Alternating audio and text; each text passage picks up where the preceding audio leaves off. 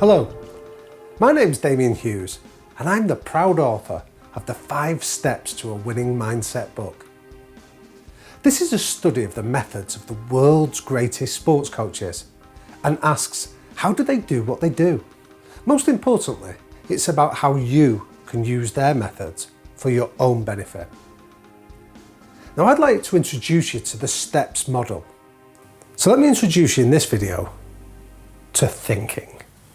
Now it was Socrates, the Greek philosopher, who once said, I can't teach anybody anything, but I can only make them think. Great coaches understand this, and they're great at removing distractions so you can think about what matters most. The 5 Steps to a Winning Mindset book shows how you can do it too. Great coaches tend to focus on 2 essential questions. How do we get people to think for themselves? And just as crucially, how do you keep them thinking? Now you might think that this is easy, but there are many reasons why it's not necessarily so.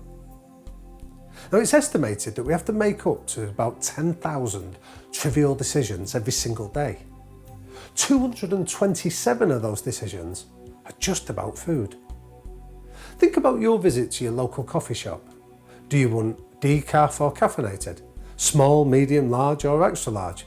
Colombian, Ecuadorian, Ethiopian? Hazelnut, vanilla, unflavoured? Cream or milk? Brown sugar or sweetener? You even have the dilemma of deciding whether you to give the barista your real name or not. Now to cope with this, we've all developed our routines, our ways of working and ways of doing things. It's suggested that up to 95% of our behaviour is habitual, which means that our brain is operating on autopilot for much of the day. Well, conscious decisions are the territory of your thinking brain, and because they require careful supervision, it taxes the strength of it. The more decisions it has to make, remember 10,000 a day, the more exhausted it gets, and the more exhausted it gets, the more likely we go into autopilot. We often call this state decision paralysis. So how do we start to think for ourselves more effectively? Well, one answer comes from an unusual source.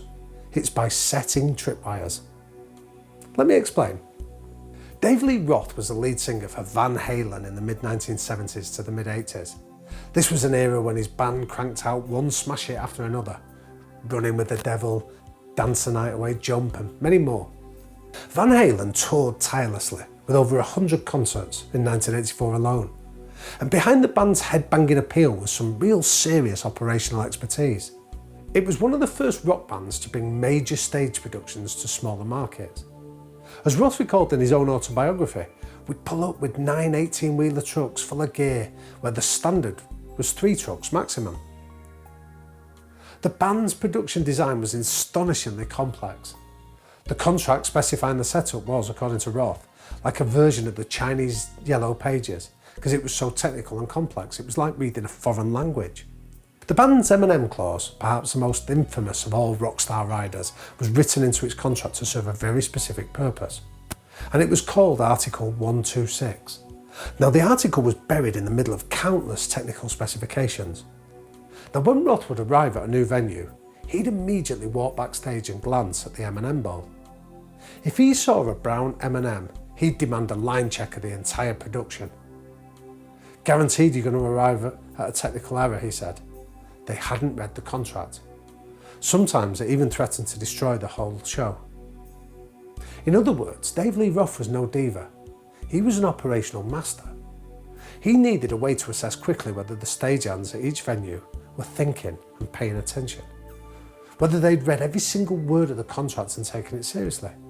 He needed a way, in other words, to snap out of the mental autopilot and realise that a decision had to be made. In Van Halen's world, the brown M&M was a tripwire. Now my book shows you how you can create your own tripwires to develop a winning mindset for the benefit of you and your teams. I really hope you'll read it and enjoy it. Thank you.